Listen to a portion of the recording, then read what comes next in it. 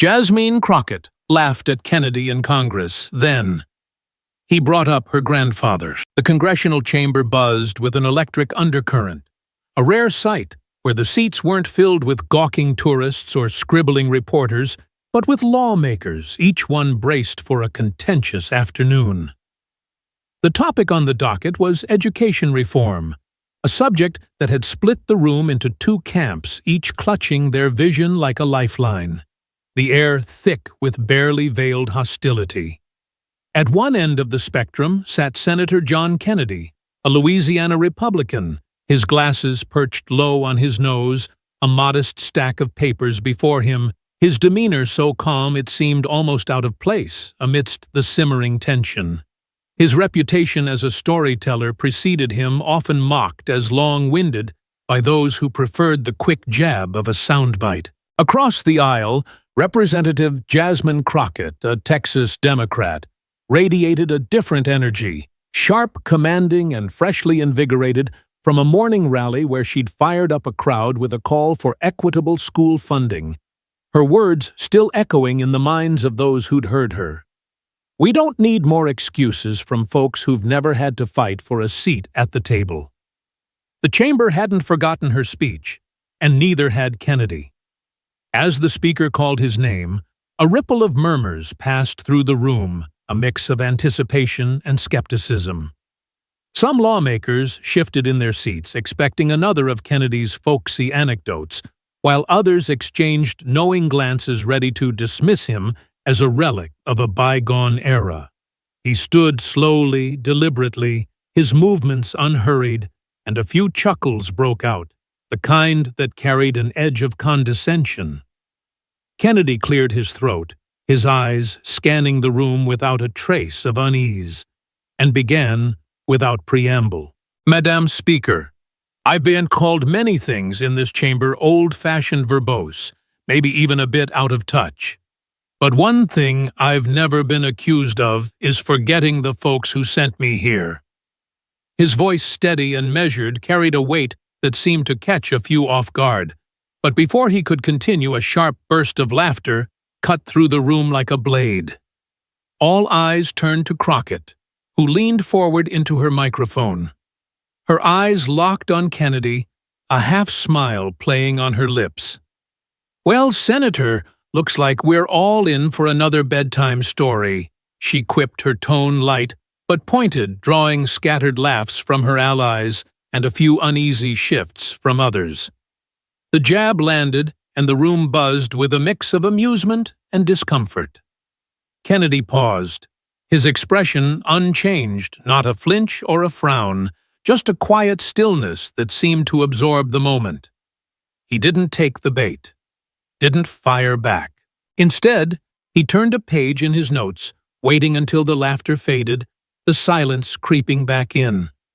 Then, with the faintest of smiles, he spoke again, his voice low but clear, slicing through the residual chuckles. "Representative Crockett, I appreciate your enthusiasm, and I'd like to tell you a story not about me, but about someone who might matter to you." The words hung in the air, and the room went still, a collective intake of breath, as heads turned eyes, narrowing with curiosity. Crockett's smile faltered just for a moment, her posture stiffening as she leaned back, her gaze fixed on Kennedy, trying to read his intent. He adjusted his glasses, his movements deliberate, and began. "Years ago, I came across a small article tucked away in the back of a community newsletter from Dallas, Texas. It wasn't much, just a few paragraphs, but it stuck with me. It told the story of a man who'd come to the city with nothing but a few dollars in his pocket and a determination that outshone his circumstances.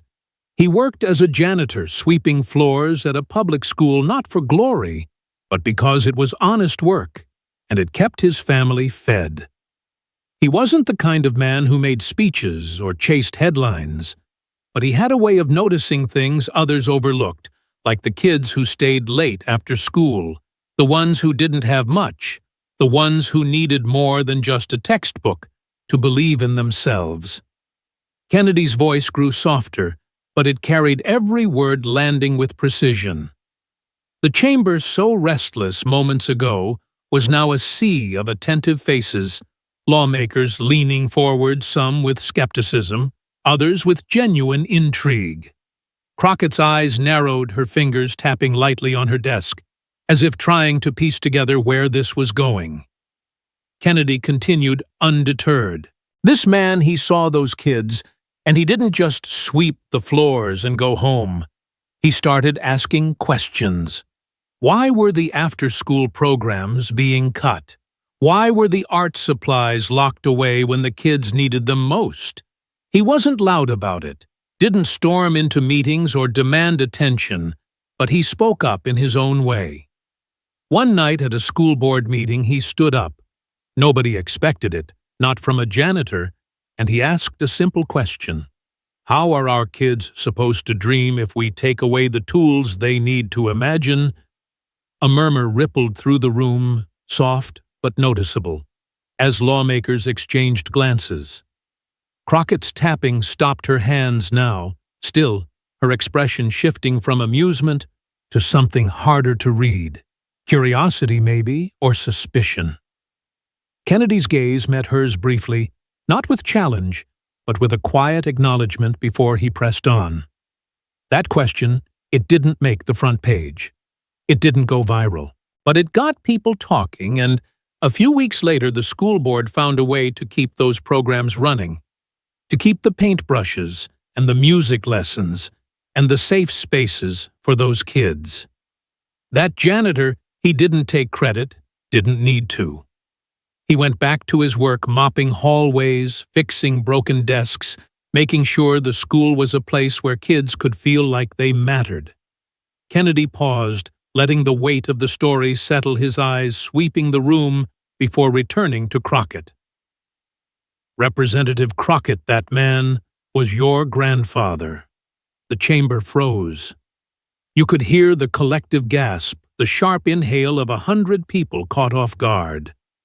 Crockett's eyes widened, her mouth parting slightly, as if the words had knocked the air out of her.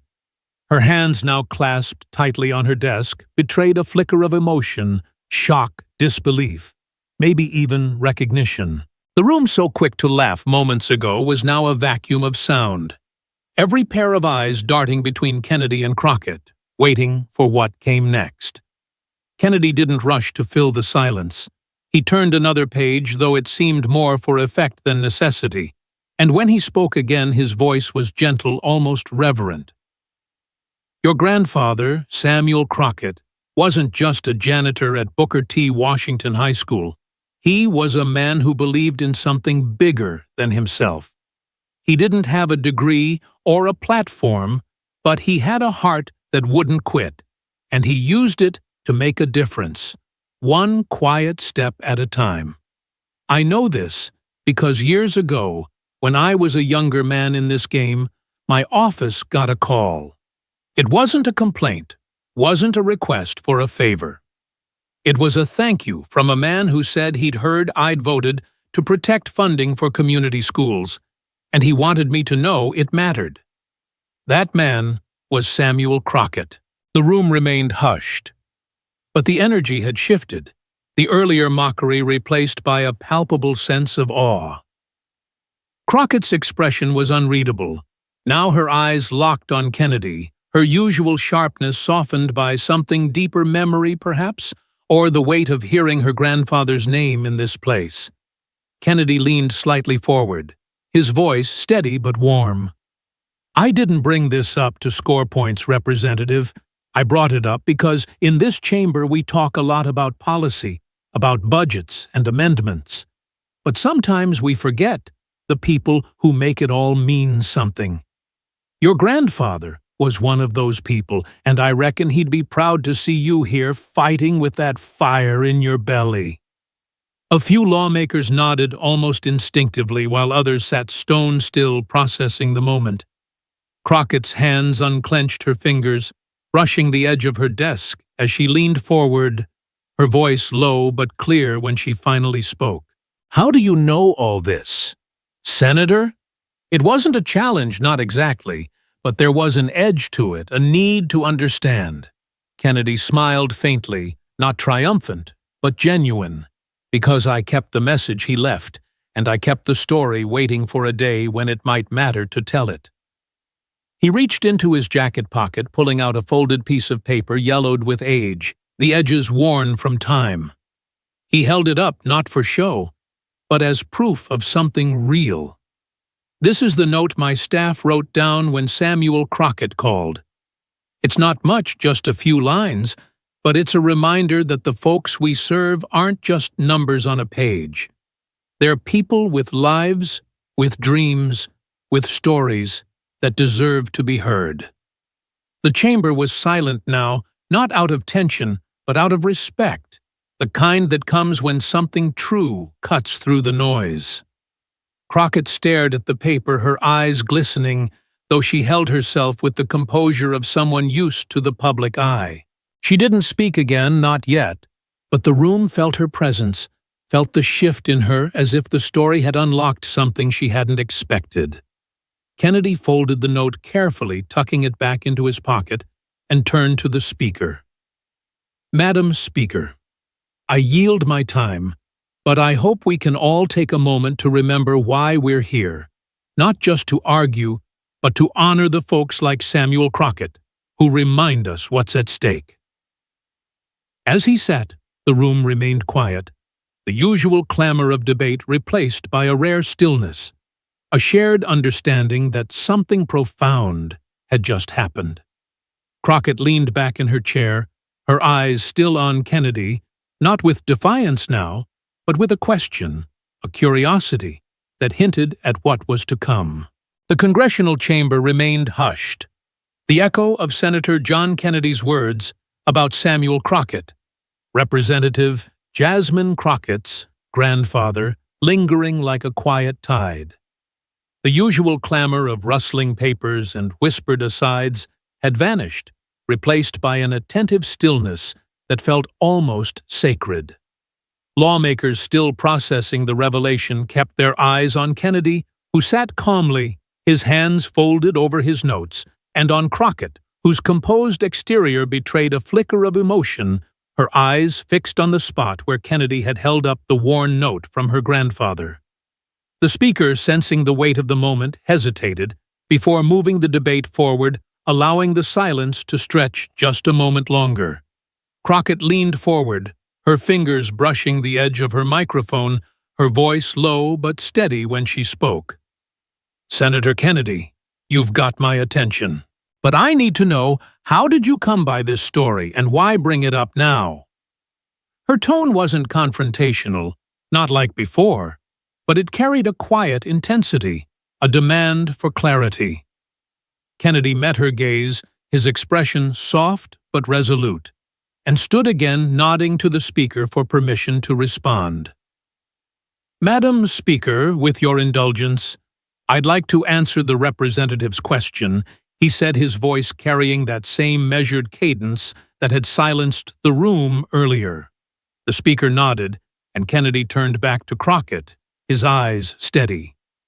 Representative Crockett, I reckon it's only fair I give you the full picture. This isn't a story I stumbled on by accident, and it's not one I've been sitting on for political points. It's a story that found me, and it's been with me for years, waiting for the right moment to share. He paused, adjusting his glasses, and began to recount the tale with a clarity that drew the room in once more. It was a long time ago, back when I was still finding my footing in public service. My office got a call one evening not long after a vote on a bill to keep funding for community schools. Nothing flashy, just the kind of thing that keeps after-school programs alive, keeps kids off the streets, and gives them a shot at something better. The caller didn't want anything, didn't ask for a meeting or a favor. He just wanted to say thank you. Said his name was Samuel Crockett, and he worked at Booker T. Washington High School in Dallas. Said he'd seen too many kids lose their spark when programs got cut, and he appreciated anyone who fought to keep those doors open. Kennedy's voice softened his words, painting a vivid picture of a man whose humility had left a mark. I wasn't in the office that night, but my staff wrote it down every word because it wasn't the kind of call we got often. Most folks who call are mad about something or they want something. Samuel Crockett just wanted to make sure someone knew their vote mattered. The chamber was rapt lawmakers leaning forward, some scribbling notes, others simply listening, their usual restlessness replaced by a shared focus. Crockett's expression had shifted her earlier skepticism, giving way to a quiet intensity, her eyes searching Kennedy's face, as if trying to reconcile his words with her own memories. Kennedy continued, his voice steady but thick with memory. That call stuck with me. But it wasn't until a few years later that I learned more about the man behind it. I was in Dallas for a meeting, and I happened to pick up a local paper, one of those community newsletters that most folks toss without reading. There was a small piece buried on the back page about a janitor who'd been honored by the school district for his years of service. It wasn't a big deal, no front-page spread, just a photo of a man with a kind smile standing in front of a school, holding a plaque. The article mentioned his name, Samuel Crockett.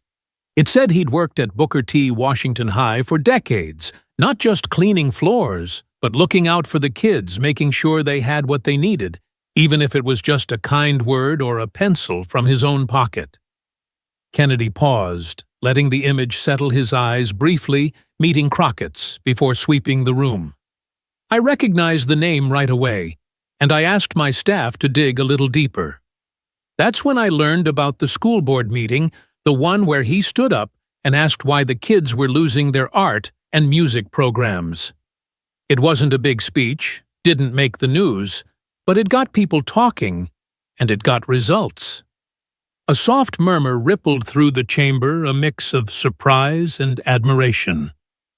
Crockett's hands, now resting on her desk, tightened slightly, her knuckles betraying a flicker of emotion. She leaned forward, her voice cutting through the quiet. "Senator, I remember my grandfather. I remember his stories, his hands, the way he'd come home tired, but still make time to help me with my homework. But I never heard about this. How do you know it's true?" Her question wasn't accusatory, but it carried a weight, a need to connect the dots between the man she knew and the story Kennedy was telling. Kennedy nodded, as if he'd expected the question, and reached into his jacket pocket, pulling out the same yellowed note he'd shown earlier. "This," he said, holding it up, "is the note my staff wrote when your grandfather called. But it's not the only thing I kept. After I read that article, I reached out to a friend in Dallas, someone who'd worked in the school district years ago.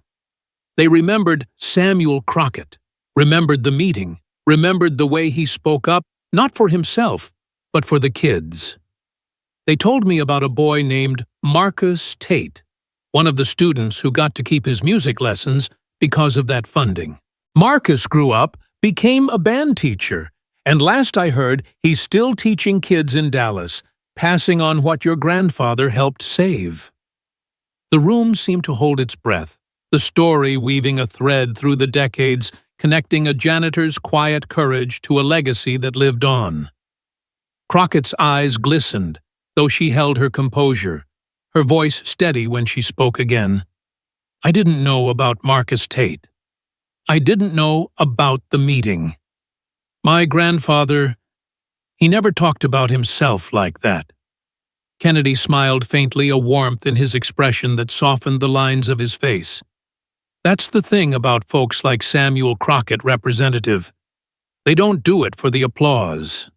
They do it because it's right. And I brought it up today because we're sitting here arguing about education, about budgets and policies, and I thought it might do us all some good to remember the people who've been fighting these fights long before we got here." He paused, his gaze sweeping the chamber, taking in the faces of his colleagues, some nodding, others visibly moved. "Your grandfather wasn't just a janitor. He was a steward of his community, and his story deserves to be heard, especially by you." Crockett sat back, her hands clasped tightly, her eyes fixed on the desk in front of her, as if grappling with the weight of the moment. The chamber was silent, the usual undercurrent of whispers and shifting chairs absent, replaced by a shared reverence. Kennedy turned to the speaker, his voice steady. "Madam Speaker, I don't want to take up more time, but I hope we can carry this story with us as we move forward. Samuel Crockett's fight wasn't about politics. It was about people. And that's what we're here for." As he sat, the room remained quiet, the weight of the story settling over everyone. Crockett looked up, her eyes meeting Kennedy's across the aisle, not with the fire of their earlier exchange, but with a quiet recognition, a question lingering in her gaze. The speaker cleared her throat, breaking the silence. "The chair recognizes the next speaker," she said, but the words felt almost incidental, the debate overshadowed by the story that had just unfolded. Crockett's hand hovered over her microphone as if she might speak again, but she held back her expression, a mix of resolve and reflection, hinting at the deeper connection that was beginning to form. The congressional chamber, still wrapped in the quiet reverence left by Senator John Kennedy's story about Samuel Crockett, seemed to hum with a new energy, not the sharp tension of earlier debates, but a softer, almost hopeful undercurrent. The lawmakers, usually quick to resume their posturing, sat attentively, their eyes darting between Kennedy, who had returned to his seat, with a calm nod, and Representative Jasmine Crockett, whose composed exterior now held a visible trace of introspection. Her hands rested on her desk, no longer clenched, but her gaze lingered on the spot where Kennedy had held up the note from her grandfather, as if trying to anchor herself to the memory he'd unearthed. The speaker, sensing the shift in the room, called for the next speaker, but the words felt perfunctory, the debate on education reform momentarily overshadowed by the personal connection that had just unfolded. Crockett, however, raised her hand, her voice cutting through the murmurs. "Madam Speaker, if I may, I'd like to respond." The speaker nodded, and all eyes turned to Crockett, who stood slowly, her usual fire tempered by a reflective pause. She adjusted her microphone, her eyes sweeping the chamber before settling briefly on Kennedy, a flicker of acknowledgement in her expression. "Senator Kennedy." She began, her voice steady, but softer than before I came into this chamber today, ready to fight for kids who don't have a voice, for schools that are crumbling, for communities like the one I grew up in. I didn't expect to be standing here talking about my grandfather, but you've given me a lot to think about, and I owe it to him, and to this room, to say something. The chamber leaned in the silence, deepening as Crockett's words took hold. She took a breath, her posture straightening, and began to share her own piece of the story, her voice carrying a warmth that drew the room closer. "My grandfather, Samuel Crockett, was the kind of man who didn't need a spotlight to make a difference. I remember him coming home from the school, his hands rough from years of work, his uniform worn, but clean, always clean. He'd sit at the kitchen table sometimes too tired to eat, but never too tired to ask me about my day, to make sure I was doing my homework, to tell me I could be anything if I worked hard enough." Her voice caught slightly, and she paused, her eyes glistening but resolute. "He never told me about that school board meeting. He never mentioned standing up for those kids. To him, it wasn't a story worth telling. It was just what you did. You saw a need, and you met it. That's who he was." A few lawmakers nodded, their faces softening, while others sat stone-still, captivated by the intimacy of the moment. Crockett's gaze shifted to Kennedy, her tone steady, but laced with gratitude. "Senator, you said my grandfather called your office to say thank you. I wish I could have heard that call. I wish I could have seen the look on his face when he made it. But hearing it from you here in this place, it means something. It reminds me why I'm here, and it reminds me of the man who taught me to fight for what's right, even when it's hard." The room seemed to exhale a collective release of tension as Crockett's words bridged the gap between her and Kennedy, between their opposing sides of the aisle. Kennedy, watching her closely, gave a slight nod, his expression one of quiet respect. Crockett continued, her voice gaining strength. Growing up, I saw what it meant to live in a community where every dollar counted, where schools were the difference between a kid making it or falling through the cracks. My grandfather knew that too. He didn't just clean those hallways, he made them a place where kids felt seen, where they felt like they mattered. And when I think about the fight we're having today about education, about funding, about giving every child a chance, I realize I'm not just fighting for my district. I'm fighting for him, for the kids he stood up for the legacy he left behind. Her words landed with weight, and a soft murmur of agreement rippled through the chamber lawmakers from both sides, nodding, some visibly moved. Crockett's eyes met Kennedy's again, and she offered a small, genuine smile. "Senator, I laughed at you earlier, and I was wrong for that. Your story, it's not a bedtime story. It's a wake-up call, and I'm grateful for it."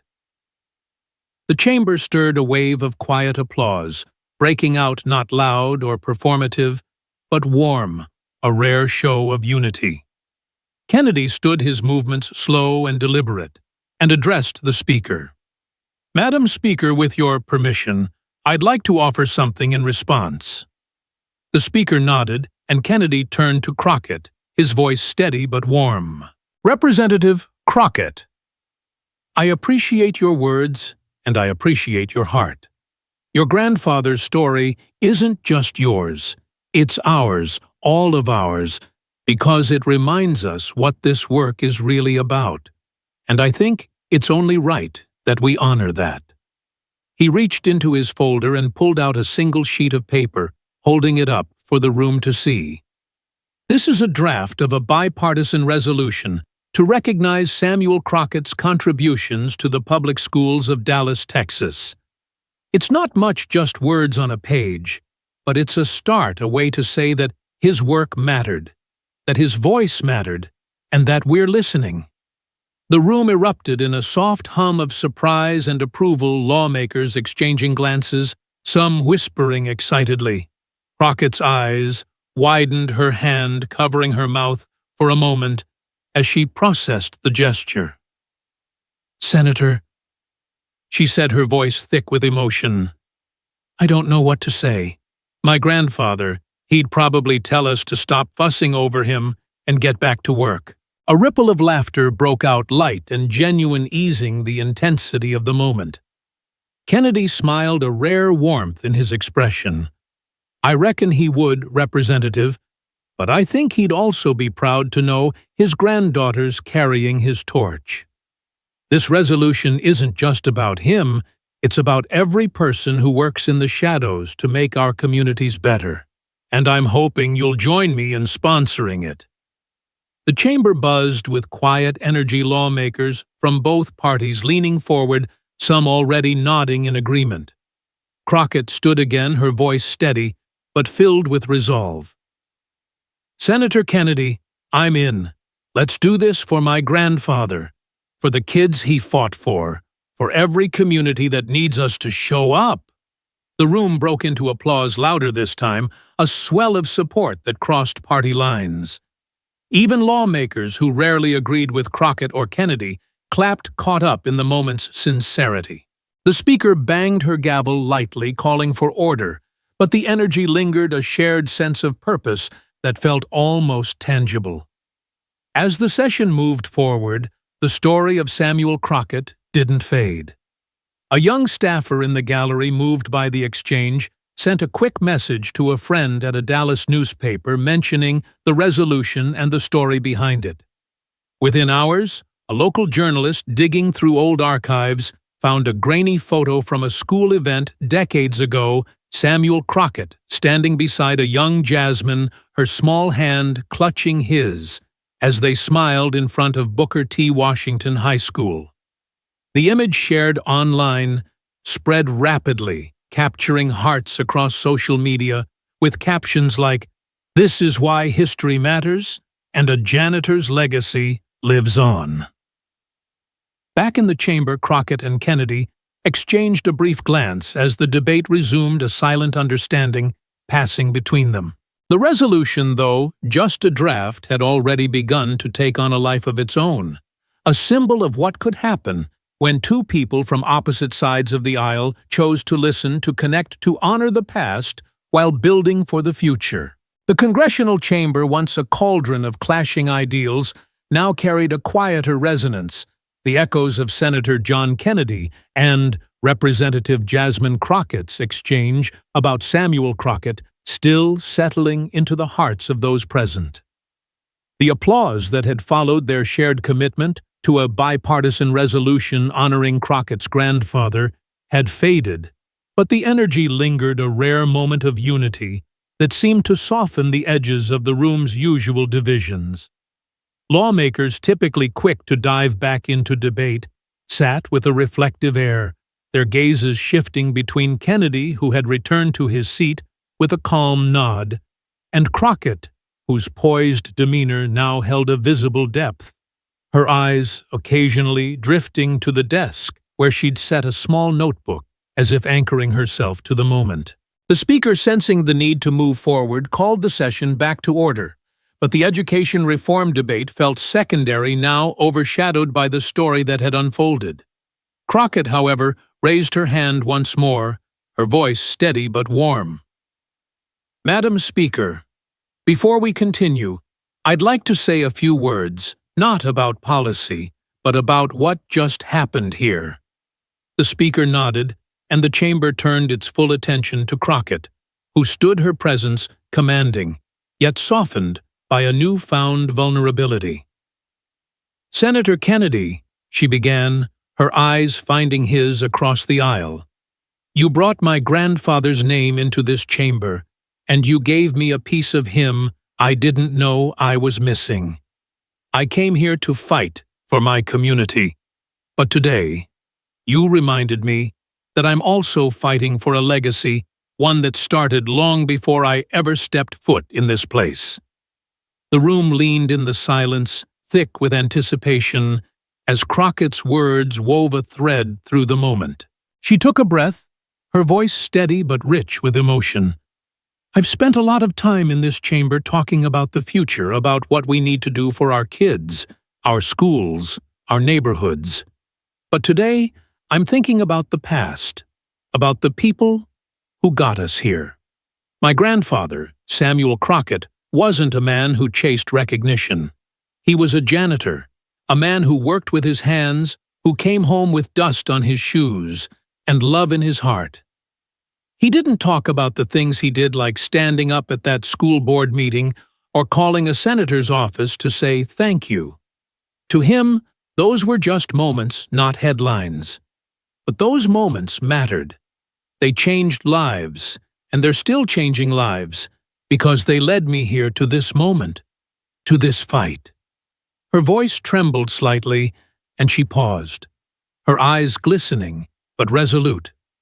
"I look around this room, and I see people who come from different places, different stories. But we all stand on someone's shoulders, someone who worked, who sacrificed, who believed in something bigger than themselves. For me, that was my grandfather, and I'm grateful to Senator Kennedy for reminding me of that, for giving me a chance to honor him in a way I never thought possible." The chamber was hushed, lawmakers, absorbing the weight of her words, some nodding softly, others visibly moved. Kennedy watched her closely, his expression one of quiet respect, a faint smile tugging at the corners of his mouth. Crockett continued, her voice gaining strength. "When Senator Kennedy proposed that resolution to recognize my grandfather, I was floored. Not because it's some grand gesture, but because it's a reminder that the work we do here isn't just about us. It's about the people who came before us, the ones who didn't get to sit in these seats, but made it possible for us to be here." My grandfather would have laughed at the idea of a resolution in his name. He'd probably say, "We're making too much fuss." But I think he'd also be proud not for himself, but for what it means for the kids he cared about, for the community he loved. She turned to Kennedy, her tone earnest. "Senator, you said this resolution is about more than my grandfather, and you're right. It's about every person who shows up day after day doing the work that doesn't make the news but makes a difference. And I'm honored to stand with you to make sure their stories are told." The room stirred a soft wave of applause, breaking out warm and genuine, crossing party lines. Kennedy stood his movements slow and deliberate, and addressed the speaker. "Madam Speaker, I'd like to add a few words, if I may." The speaker nodded, and Kennedy turned to Crockett, his voice steady but filled with warmth.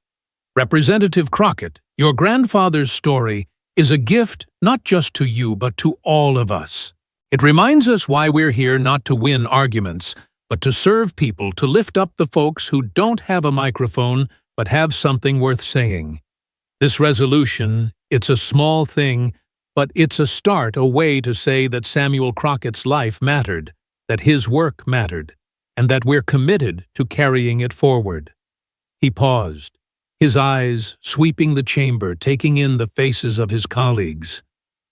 "I've been in this game a long time, and I've seen a lot of division, a lot of noise. But moments like this, when we stop and listen, when we find common ground in a story that's true, they're what keep me going. And I'm grateful to you, Representative, for meeting me in this moment, for showing us what it looks like to honor a legacy with grace." The chamber erupted in applause, louder this time, a swell of support that felt almost electric. Lawmakers from both sides stood not for show, but in genuine recognition of the moment's power. Crockett nodded, her eyes glistening, but her smile steady, and she raised her hand to quiet the room. "Thank you," she said, her voice soft but clear. "But let's be clear, this isn't just about my grandfather or this resolution. It's about what we do next. It's about making sure every kid in every school has the chance. My grandfather fought for the chance to dream, to create, to become something more. That's the lesson I'm taking from this, and I hope we all take it with us." Her words landed with weight, and the room fell silent again, the gravity of her message sinking in. The speaker banged her gavel lightly, calling for order, but the energy lingered, a shared sense of purpose that seemed to ripple beyond the chamber walls. As the session ended, the story of Samuel Crockett took on a life of its own. The photo of him with a young Jasmine, unearthed by a Dallas journalist, had gone viral, shared thousands of times, with comments like, "This is the America I believe in, and we need more stories like this."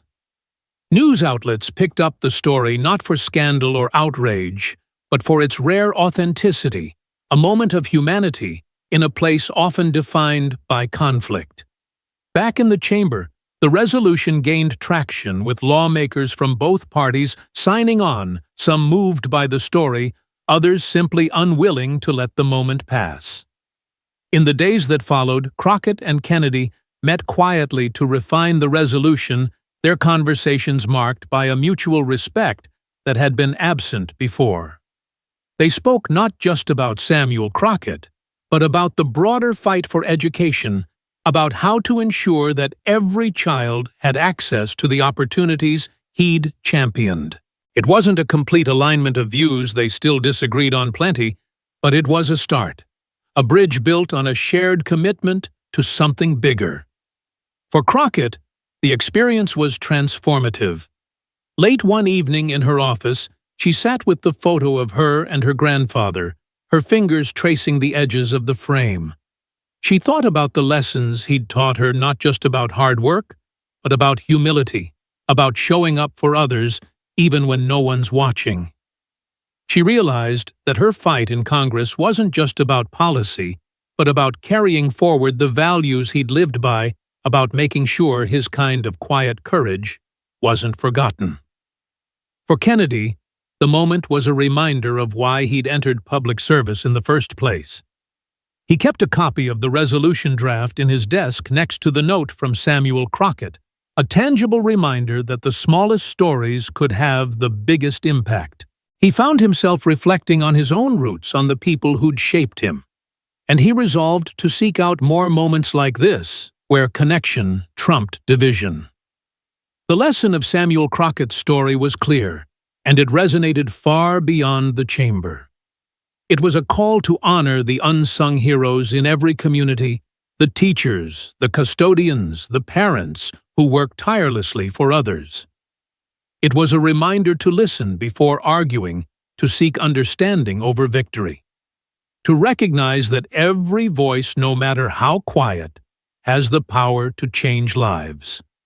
Most of all, it was a lesson in the value of education, not just as a policy debate, but as a lifeline, a way to give every child the tools to dream, just as Samuel Crockett had done. As Crockett and Kennedy returned to their work, they carried this lesson with them, a quiet commitment to ensure that the legacy of one janitor from Dallas would inspire a generation to come.